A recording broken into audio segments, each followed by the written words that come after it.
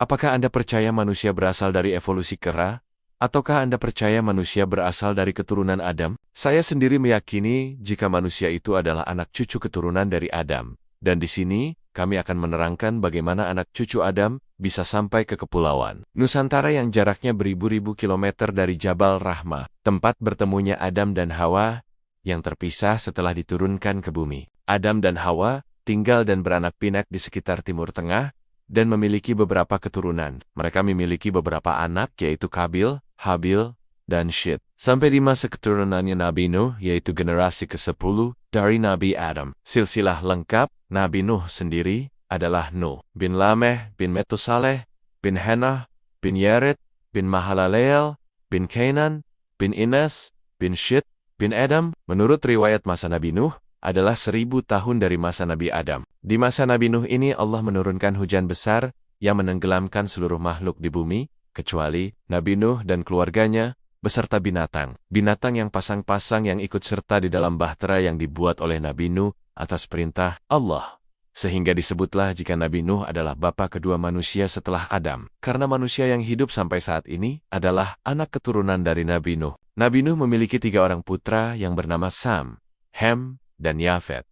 Dari ketiga putranya, lahirlah suku-suku bangsa yang menyebar ke seluruh dunia. Untuk Sem menurunkan bangsa Samitik, yang sekarang mayoritas berada di Timur Tengah, seperti bangsa Arab Persia, Israel, Syria. Lalu Ham menurunkan bangsa Hamitik seperti Afrika, Tamil, dan Austronesia. Yang terakhir adalah Yafet, yang menurunkan bangsa Yafetik seperti Asia, Viking, Romawi, Yunani, Turk. Anak keturunan Yafet bergerak ke utara dan terus menyebar sampai ke wilayah yang kita kenal seperti Siberia, Rusia, Baltik, Asia Tengah, Asia Timur, bahkan sampai ke Asia Tenggara. Gelombang pertama, anak keturunan Ham melakukan migrasi ke wilayah yang kita kenal sebagai Afrika, dan sebagian kecil bangsa Hamitik yang melakukan migrasi akhirnya terpisah dari kelompok besar saat melakukan pelayaran ke Afrika. Mereka terbawa ombak dan angin menjauh dari Afrika, dan akhirnya ada yang terdampar di wilayah yang kita kenal sebagai Austronesia. Dahulu kepulauan Papua dan benua Australia menyatu karena pergerakan tektonik,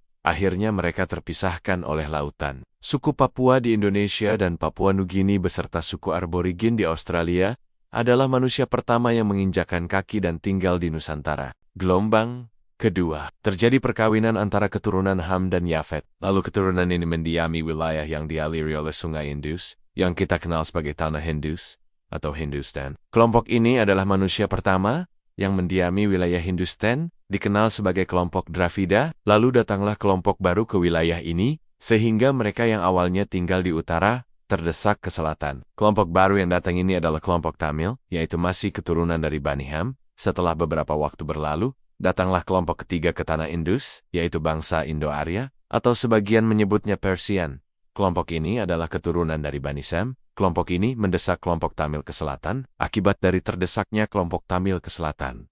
Kelompok Dravida, yang tinggal di selatan terdesak, dan melakukan migrasi besar-besaran ke wilayah baru, yang dahulu dikenal sebagai Kepulauan India, atau saat ini dikenal sebagai Indonesia. Mereka berlayar dari selatan India dan berlabuh di Pulau Jawa. Migrasi besar ini menjadi manusia pertama yang mendiami Pulau Jawa, dan menjadi kelompok manusia kedua yang tiba di Nusantara. Gelombang ketiga, keturunan Yafetik yang berasal dari Timor Asia atau Formosa. Mereka melakukan migrasi kelompok-kelompok kecil, mengarungi lautan, dan akhirnya berlabuh di berbagai pulau-pulau yang ada di Nusantara, seperti Filipina, Minahasa, Diak, Enggano, Mentawai, dan Nias. Gelombang keempat, keturunan Yafetik yang mendiami pegunungan Siam karena persaingan antar kelompok dan untuk mencari daerah baru yang lebih aman. Sebagian melakukan migrasi kecil ke wilayah-wilayah Nusantara. Dari kelompok ini ada beberapa yang berlabuh dan tinggal di berbagai wilayah.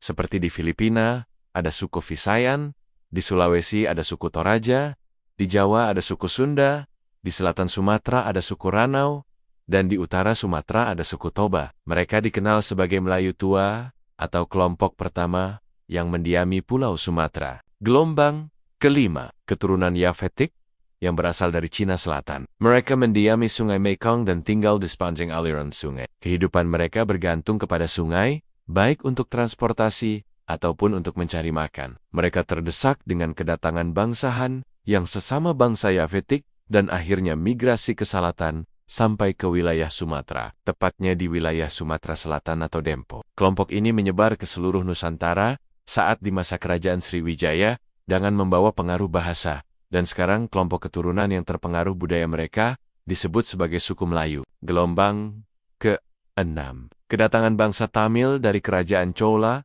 yang menyerang kerajaan Sriwijaya sekitar tahun 1100-an Masehi. Pasca kejatuhan kerajaan Sriwijaya, akibat serangan ini, sebagian pasukan kerajaan Chola menetap di wilayah pantai barat Sumatera dan melakukan perkawinan dengan penduduk dari kerajaan Sriwijaya yang telah hancur. Hasil perkawinan ini menurunkan kelompok baru di wilayah Pulau Sumatera, yaitu yang kita kenal sekarang sebagai suku Minangkabau. Gelombang ke-7. Kedatangan bangsa Arab, Cina, India dan Eropa di masa kolonial, yang ada sebagian melakukan perkawinan dengan penduduk awal di Nusantara. Itulah mengapa Indonesia memiliki keragaman budaya, adat istiadat, dan suku yang sangat beraneka ragam. Sekian sobat informasi tentang alur kedatangan manusia ke Nusantara. Apakah sobat masih percaya dengan teori Darwin? Jangan lupa like dan subscribe.